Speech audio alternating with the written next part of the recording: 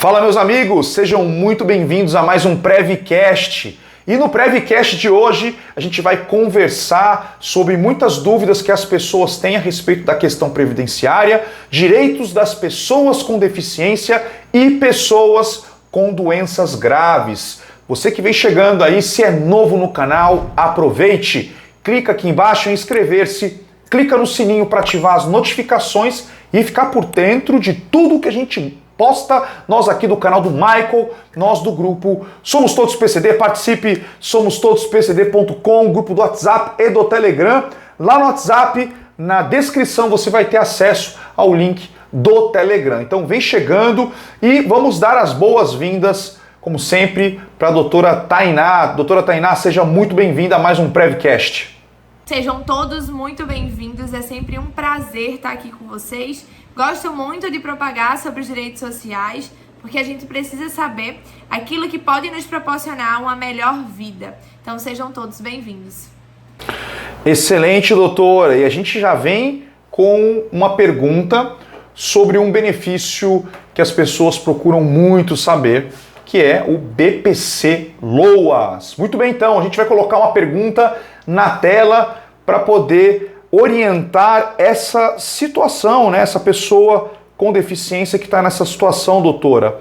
A gente tem aqui a Lúcia. A Lúcia falou o seguinte, diz que o filho dela tem 16 anos, recebe o LOAS por ser autista e diz que, como representante legal, ela quer saber se pode receber também o mesmo benefício, pois além da visão monocular, é HIV positivo. E ela quer saber se ela pode também ter direito a esse benefício, doutora. Sim, pode. A gente pode sim ter benefícios, né? Mais de uma pessoa recebendo o BPC. Lembrando que o fato de uma pessoa receber BPC não significa que aquela renda ela vai ser somada aos integrantes familiares. Então, a mesma renda que eles tinham, que originou o benefício desse filho, que é menor de idade, vai ser a mesma renda utilizada para que seja deferido o benefício dela de projeção continuada. Mais uma vez, a gente tem que lembrar que nem tudo que é renda é considerado rendimentos para o INSS. Então, BPC de uma outra pessoa que reside na mesma casa que é deficiente, aposentadorias e pensões recebidas por pessoas do grupo familiar que tenham mais de 65 anos e que sejam no valor de um salário mínimo também não são considerados. Estágio, verba de menor aprendiz na condição de deficiente também não é considerado. Pensão alimentícia e diversas outras rendas que são rendas não são consideradas para fins de cálculo da renda per capita do PCD. Então a gente consegue ter ali 2, 3, 4, quantos benefícios de proteção continuadas forem necessários dentro de uma mesma residência para garantir aquele deficiente integração e qualidade de vida. Olha só, pessoal, são várias as nuances para poder buscar o benefício do LOAS. Se você tem dúvidas a respeito desse assunto, entre em contato conosco para orientações, tá bem? Vamos girar o assunto, pessoal? Vamos conversar com vocês agora sobre auxílio acidentário. Muita atenção, eu tenho um caso aqui, doutora, que eu vou compartilhar com a senhora, que é a seguinte situação. Tem uma pessoa que falou o seguinte, recebeu auxílio doença por 13 anos. Aí colocou aqui o código B91. Voltou a trabalhar em outra função. E um ano depois foi demitido. Tem problemas do braço e não tem força. O que pode fazer, doutora Tainá, nessa situação aqui a respeito do auxílio acidentário? Muito comum, né? Depois que acaba a estabilidade da pessoa, a empresa colocar ela para fora. Então, por que ela foi demitida um ano depois? Porque todo mundo que recebe auxílio-doença no código de B91 tem estabilidade de um ano. Então, assim que acabou a estabilidade dela, ela foi demitida. Fato é, você que mandou essa pergunta tem direito ao recebimento do auxílio-acidente. Todo mundo que recebeu o auxílio-doença e que após a doença ficou com uma sequela, uma diminuição na capacidade laborativa, uma diminuição na força, uma diminuição no andar, nos movimentos, qualquer limitação que exista dentro de você, né, para você exercer qualquer atividade, dar direito ao benefício acidentário. Então, recebeu auxílio doença, ficou com alguma limitação, tem direito a receber auxílio acidente, auxílio acidentário, A grande questão é que o INSS deveria fazer isso de ofício e ele não faz. E aí, o único jeito da gente garantir o direito de você receber o auxílio acidentário é, de fato, entrando na justiça. Só para vocês terem uma noção, os auxílios acidentários podem chegar até R$ 3.500 de valor. Então, é um valor alto que você tem direito, mas muitas vezes não sabe. Infelizmente, tem coisas que a gente não consegue buscar administrativamente e esse, doutor, é um dos casos, né? Infelizmente. Muito bem, então, gente, vamos girar o assunto e eu vou trazer para vocês uma outra situação, auxílio doença. Então, muita atenção, nós temos duas situações aqui. Vou conversar com a doutora primeiramente sobre uma situação que a pessoa trouxe aqui para a gente, uma dúvida. Está afastado da empresa devido a um acidente que aconteceu lá, mas o INSS deu alta. A empresa, no ASO, diz que está inapto, está sem receber nada. O que pode fazer, doutora Tainá? O famoso limbo jurídico, né? Que no direito a gente chama de limbo jurídico. O que é isso? O INSS diz que você está apto a trabalhar e a empresa diz que não, que você não está apto a trabalhar. E aí fica ali aquele segurado numa condição de não recebo de ninguém, tenho dívidas para pagar, remédios para comprar, o que eu vou fazer? O ASO é o atestado de saúde ocupacional. Ele é um exame feito pela empresa quando você vai entrar na empresa, quando você vai ser demitido da empresa e quando você sai para receber auxílio-doença e retorna para o trabalho na empresa. Então, o ASO, ele é o documento que vai dizer, ele está apto, ele está inapto, ele está apto com restrições. Quando essa situação acontece, a gente precisa acionar o judiciário para que aquela empresa mantenha o pagamento daquele funcionário até que esse limbo seja resolvido, né? Obviamente que se for comprovado que era o INSS que tinha que pagar a ele o auxílio-doença, vai existir aí as devidas compensações. Mas se a empresa nega o retorno daquele funcionário, ela tem que custear ele, ela tem que pagar o salário dele. Um fato também que a gente precisa considerar aqui, que é bastante importante, é o seguinte: muitas vezes o ASO, ele diz lá, apto com restrições. E aí você vai para a empresa e a empresa diz, ok, mas eu não tenho como te realocar. Se for um acidente de trabalho, se você estiver recebendo o benefício no código 91, B91, a empresa ela é obrigada a lhe readaptar para uma outra função e ficar com você aí por 12 meses. E se ela coloca você para fora, se ela lhe demite, você pode entrar com ação trabalhista pedindo a indenização por danos morais e materiais e também todo o período que você deveria ter recebido e não recebeu. Uma outra situação que também que a gente pode demandar na esfera trabalhista é: você tá ali apto para o INSS, a empresa não quis que você voltasse a trabalhar, você passou um tempo ali, 2, 3 anos, sem receber nada de ninguém, tendo que se virar, e aí depois a empresa lhe chama e lhe demite. Esse período que você ficou sem receber, se for constatado que você de fato está apto, você também pode acionar a empresa na justiça para que ela pague de uma única vez todos os seus salários. Olha só, pessoal, que informação importante. E ainda sobre o auxílio doença, doutora. Temos uma outra situação aqui que eu quero compartilhar com a senhora, que é a seguinte, vou colocar aí a informação, que ela relata que recebeu auxílio doença e após isso ficou com sequelas e com mobilidade reduzida. Nunca recebeu nenhum auxílio do INSS, estava trabalhando como farmacêutica e devido às atividades, novamente apresentou dores. Relata que vai ser encaminhada para a cirurgia de coluna novamente e que levou à empresa uma carta de restrição. Como pode ajudar, doutora, nesse caso? Nesse caso, ela tem direito a um auxílio-doença porque ela não está podendo exercer as atividades laborais dela. Mas se ela já ficou afastada há um período, ela também tem direito ao auxílio-acidente. Então, ela vai ter direito aí a 2 benefícios do INSS. Em relação à empresa, a gente precisa verificar. A empresa teve culpa no agravamento da minha doença que já existia, que o meu médico relatou e dizendo que eu tenho uma restrição para carregar peso? Se isso aconteceu e a empresa lhe demitiu, a empresa pode ser responsabilizada, sim, pelo acidente de trabalho. É caracterizado o acidente de trabalho, estabilidade de 12 meses e você vai precisar aí receber, né, esses valores de uma única parcela. Em relação ao auxílio-doença, ela vai lá para o médico dela que vai fazer a cirurgia, pede para que ele coloque no papel o tempo estimado de recuperação e aí ela dá entrada no auxílio-doença pelo 135, pela entidade conveniada, que somos nós advogados, ou até pelo meu INSS, agenda a perícia, e aí vai passar por essa perícia para ter o resultado de quanto tempo ela vai ficar ali recebendo o auxílio-doença. Informação importantíssima. Gente, nós temos uma outra situação aqui, uma informação importante sobre a aposentadoria da pessoa com deficiência, conhecida como aposentadoria PCD, e também sobre o planejamento previdenciário, para poder saber se a pessoa ela está enquadrada, em que momento, como é que vai ser feito a questão do cálculo. A gente traz aqui uma situação, eu vou colocar agora em tela para vocês, do nosso amigo aqui, o Hamilton Luiz de Souza. É isso? Então vamos lá. O Hamilton ele fez a seguinte pergunta.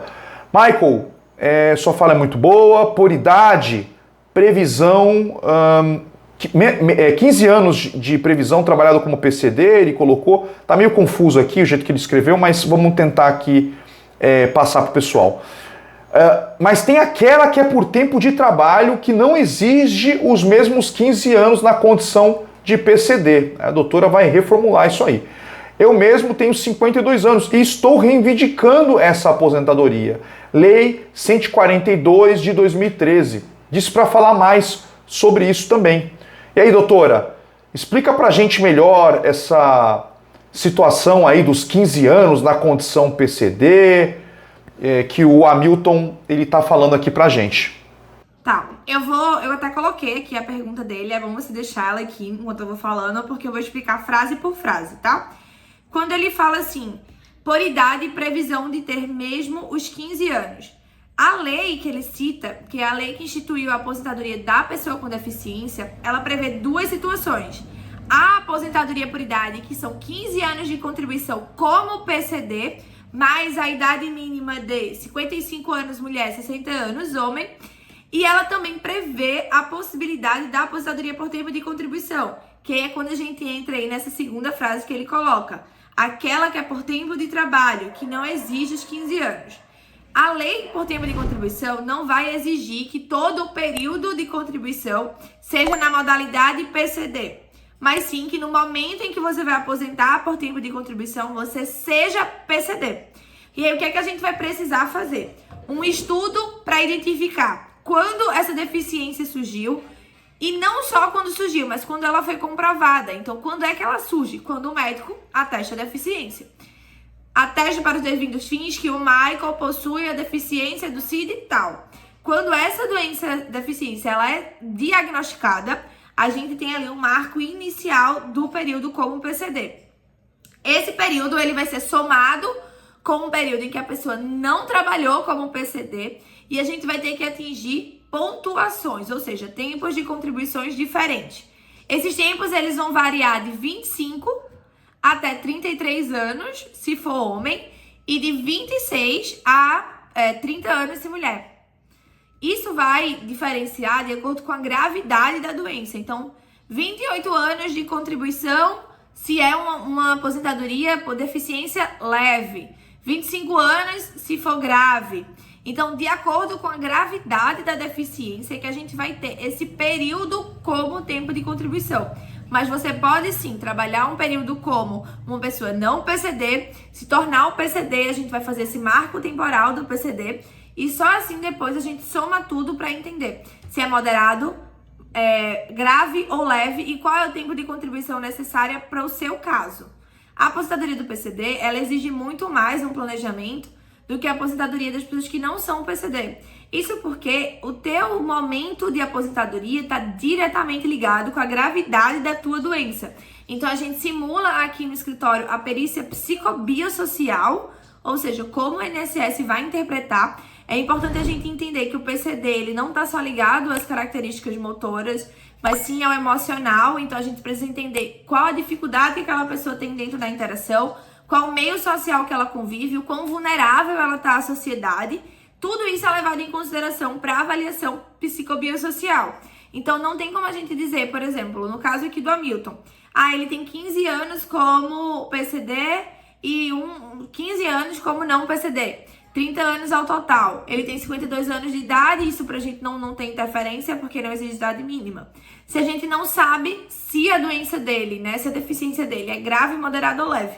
Então, pra gente falar sobre, a gente sempre tem que fazer um estudo e dizer, olha, Hamilton, você realmente é PCD leve e vai ter que trabalhar aí 33 anos. Então, independente se foi comum ou se foi por deficiência, a gente tem que somar tudo e dar 33 anos.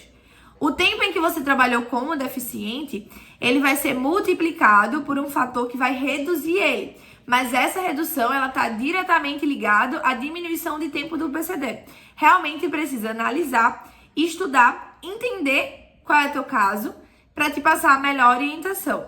E aí, quando a gente vai para a parte do planejamento previdenciário, além da simulação da perícia psicobiosocial, a gente tem também ali a simulação da tua renda. Quanto você vai receber, quando você vai aposentar, qual vai ser a regra de contribuição, quanto você vai ter que investir para o INSS, qual é o dinheiro que você vai investir. Será que realmente vale a pena eu pagar no teto? Ou será que se eu pagar em um salário mínimo eu vou ter a mesma aposentadoria? Então, tudo isso precisa ser analisado. Acho que eu falei demais agora, me empolguei. Adoro falar sobre aposentadoria. Não, excelente. Falou muito bem, doutora. É importante que as pessoas não tenham o que fazer, precisa fazer os cálculos, precisa entender a situação, precisa ser analisado. A gente não está... não é uma brincadeira, né? Não se trata de uma brincadeira, se trata de um seguro da vida da pessoa, né? Porque a aposentadoria, eu vejo dessa maneira, né? Um belo de um dia você está seguindo ali o teu caminho, você, sim, por direito você pode ali parar de trabalhar e se utilizar da aposentadoria, ou ainda, o certo seria isso, né? Mas muitas pessoas acabam usando como complemento de renda, continuam trabalhando, e é uma coisa importante, o que não pode deixar é dinheiro na mesa, né? As pessoas, elas podem ter direito a uma melhor aposentadoria, por isso é tão importante que a pessoa faça o planejamento previdenciário. Tem que ser feito esse cálculo, um especialista tem que estar cuidando disso. Então é importante, pessoal, que você que está nessa situação de dúvida, você que já está começando a se preocupar, poxa, afinal de contas, aqui eu preciso fazer o cálculo aqui do tempo de contribuição, ou a situação minha em relação à questão do PCD, o tempo, né, que como PCD, as orientações necessárias para poder não perder nada na aposentadoria, é fundamental que você faça o planejamento previdenciário.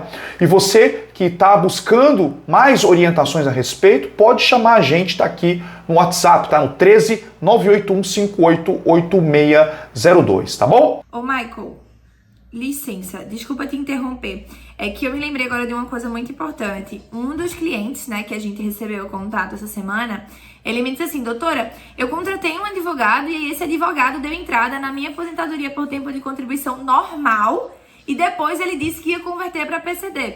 E aí, eu queria deixar isso bem claro, que essa situação, ela não existe, tá? Não tem como você dar entrada numa aposentadoria normal e depois converter ela para PCD.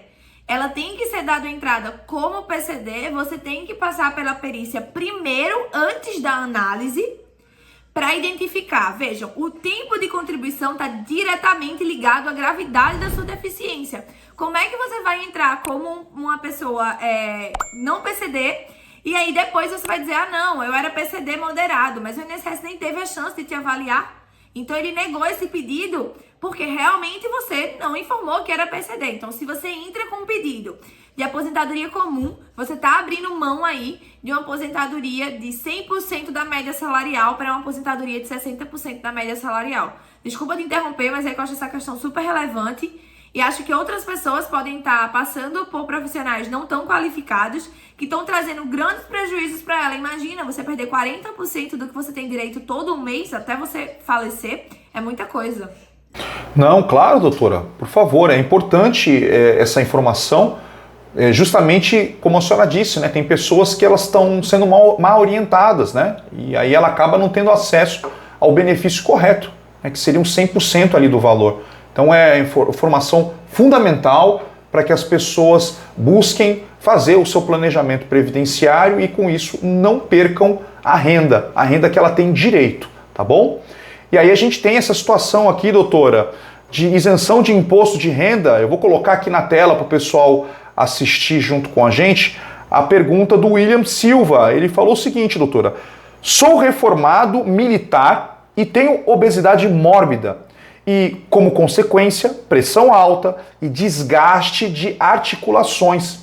Ele quer saber se ele entra nessa regra de isenção. Antes de eu passar para a doutora, é importante, né, eu citar aqui para todos que a gente fala muito sobre o direito à isenção de imposto de renda. Então, um dos atributos aqui, básicos, é a pessoa ser aposentada ou pensionista e, no caso, a aposentadoria do militar é a reforma. Então, por isso que ele, inclusive, ele respondeu aqui, deixou o comentário através de um vídeo onde a gente fala sobre isenção de IR pela questão da reforma. Só que tem outros critérios aqui, né? E aí eu passo para a doutora para poder entender se a situação dele de saúde se enquadra nos critérios previstos em lei, doutora Tainá. Infelizmente, não. As isenções de imposto de renda, elas estão atreladas, né? Elas estão elencadas num rol feito pela OMS, e a obesidade não está dentro delas. A gente vai ter lá nesse rol AIDS, a gente vai ter lá cardiopatia grave, como os casos que precisam de transplante de coração, né? A gente teve agora o transplante de coração sendo colocado em evidência por causa do Faustão, que precisou de um transplante. Então, cardiopatia grave, AIDS, problemas renais graves, algumas síndromes também vão garantir direito ao imposto de renda da pessoa física. São 17 doenças ao todo, não sei todas de cabeça, mas a obesidade ela não está elencada. Uma outra coisa que é importante para quem é PCD é a visão monocular. Então, nem sempre são só doenças graves, mas algumas deficiências também. Mas o caso da obesidade não está enquadrado, não está protegido pela legislação. Que, particularmente, eu acho esse rol taxativo muito injusto, porque não devia estar atrelado ao tipo da doença e sim a gravidade. Porque olha só a quantidade, né, de coisas que a obesidade está fazendo com ele, né? Então, ali, pressão alta, desgaste. Inclusive, se você tem plano de saúde, né, se você está precisando de uma cirurgia bariátrica e o plano de saúde negou, você pode recorrer à justiça para fazer a cirurgia, porque a obesidade, essas cirurgias reparadoras ou as cirurgias de redução do estômago, elas precisam ser custeadas não só pelo plano, mas como o SUS, porque não é algo estético, é algo de saúde. Então, isenção de imposto de renda não, mas você tem direito à aposentadoria do PCD no regime geral, né? Você já é militar, então acredito que não tinha contribuições para o regime geral, mas teria direito à aposentadoria do PCD no regime geral. Tem direito a fazer a cirurgia, caso seja de seu interesse, de redução do estômago. Depois, se quiser fazer uma cirurgia de redução de pele, que são chamadas cirurgias reparadoras, também pode fazer. E tudo isso, se o plano negar ou se o SUS negar, a gente consegue de uma forma judicial. Olha só que orientações excelentes, pessoal. A gente tem essa situação da lei, a lei é da década de 80 e muita coisa poderia ter sido atualizada, né, nessa legislação. Importante também levar em consideração, pessoal, que existem condições que as pessoas se encontram que podem levar às condições previstas em lei. A gente fala muito isso para fins da pessoa com deficiência. Por exemplo, ele usou o exemplo da obesidade mórbida. E aqui acontece. A obesidade mórbida, por exemplo, para fins de isenção para o carro PCD, não tem direito à isenção. Só que, e aí? Esses desgastes que acontecem, né, por causa da obesidade mórbida, ele pode ter gerado situações onde ele tem um enquadramento na legislação. No caso do carro PCD, e também, por que não, né, pode acontecer de a pessoa estar enquadrada também num rol de doenças graves, né? Só que é aquela situação, isso tem que ser dito através de um laudo pericial. O médico ele vai dizer ali de forma taxativa que a pessoa tem aquela condição por causa de outras situações, devido a outras complicações que ela teve, tá bom? Muito bem, então, gente, vamos girar o assunto aqui. E a gente vai falar agora sobre aposentadoria da pessoa com deficiência. Muita atenção a esse caso, a essa situação. A gente coloca em tela aqui para vocês acompanharem junto com a gente. Então a gente tem aqui o Dr. Márcio Nório. Ele fala o seguinte: tem deficiência na mão direita por conta de um acidente no trabalho. Não tem mais movimentos de fechar a mão. Ele pergunta: tenho direito a me aposentar? Pergunta do Márcio Noro, doutora Tainá. Não, aposentar não. O fato de você ter a redução da capacidade laboral vai te gerar direito ao auxílio acidente. Mas a aposentadoria não. Você vai ter direito a se aposentar como PCD e aí você vai precisar ter 15 anos de contribuição como pessoa com deficiência, 60 anos de idade porque você é homem, ou você vai pegar lá todo o período trabalhado antes, vai somar o período trabalhado depois, a gente vai fazer a redução e você se aposenta como um PCD que tem uma forma de cálculo bem mais benéfica. Mas a aposentadoria nesse momento, por causa desse acidente, não. Vai ter direito ao auxílio-doença enquanto ficar afastado, depois recebe o auxílio-acidente e, consequentemente, retorna ao mercado de trabalho com a redução da capacidade laborativa para se aposentar como um PCD lá na frente. Excelentes informações, doutora. Orientações importantes aqui no Prevcast. Gente, tem um outro assunto que eu preciso tratar com vocês, que para as pessoas com deficiência, ele é um seguro fundamental, né? Que é o Fundo de Garantia por Tempo de Serviço, o FGTS, o saque do FGTS. A gente tem uma pergunta de uma pessoa que segue a gente aqui, que é o Samuel. Eu vou colocar ela em tela e aí a gente já vai levar para a doutora. O Samuel pergunta o seguinte, doutora. Quebrou a perna em 2 lugares em um acidente de moto e vai ficar sem trabalhar por pelo menos 6 meses. Tem direito a sacar o Fundo de Garantia por Tempo de Serviço, o FGTS, por órtese ou prótese? Se comprovado que ele precisa de uma prótese ou de uma órtese para garantir uma melhor qualidade de vida, sim. Tá? Mas aí tem que ter um atestado médico falando que ele tem direito, né? Que ele tem a necessidade de ter uma prótese ou uma órtese para garantir uma melhor qualidade de vida. Mas pelo que ele está me relatando, eu acredito que não. Que nem vai ser necessário colocar uma prótese nem uma órtese. Porque o caso, ele quebrou, né? A gente não sabe se foi feito cirurgia, fica muito vago.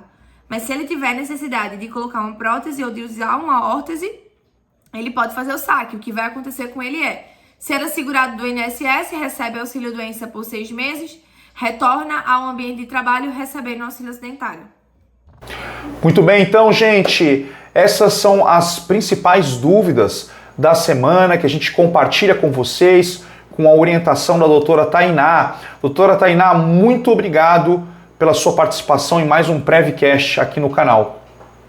Eu que agradeço, o Maico, todo o pessoal da equipe do Somos Todos PCD. É sempre um prazer estar aqui falando sobre direitos sociais.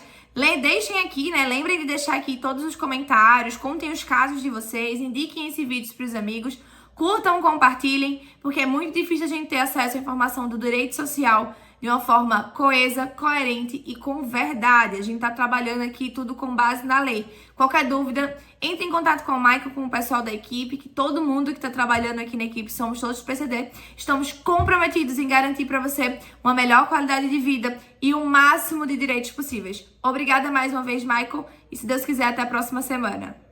Maravilha! E sigam a doutora nas redes sociais dela. Vou deixar aqui, ó, você deve estar vendo já em tela o Instagram dela. Siga ela nas redes sociais. Ela faz um trabalho excelente, né, doutora? Sobre orientações aí, o cálculo previdenciário, né, doutora? Pode falar mais um pouquinho sobre isso?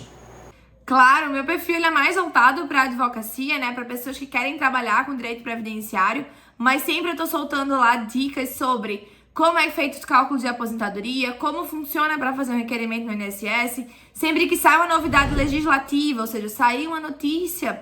Inclusive, a gente tá agora para passar o maior pente fino da história do INSS, então a gente já tá avisando, você que recebe benefício por incapacidade, BPC Loas que está atrelado à deficiência, volte no seu médico, atualize, o pente fino vai passar.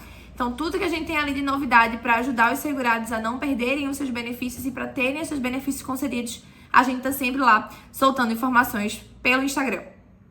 Maravilha! Então é isso, pessoal. Se você ainda não se inscreveu no canal, se inscreva, ativa o sininho, curte, compartilha. Importante, muito importante você deixe seu comentário aqui, porque o seu comentário pode fazer parte de um vídeo, virar um vídeo aqui no canal. A gente pode estar te dando as orientações também por texto. Entre em contato também conosco para orientações, beleza? Então é isso aí, beijo no coração. Deus abençoe sua vida abundantemente. A esperança é a âncora da alma. Acesse o nosso grupo do WhatsApp e do Telegram, Somos Todos PCD. Juntos, somos fortes, somos todos PCD. E a gente se vê no próximo vídeo. Um forte abraço, valeu!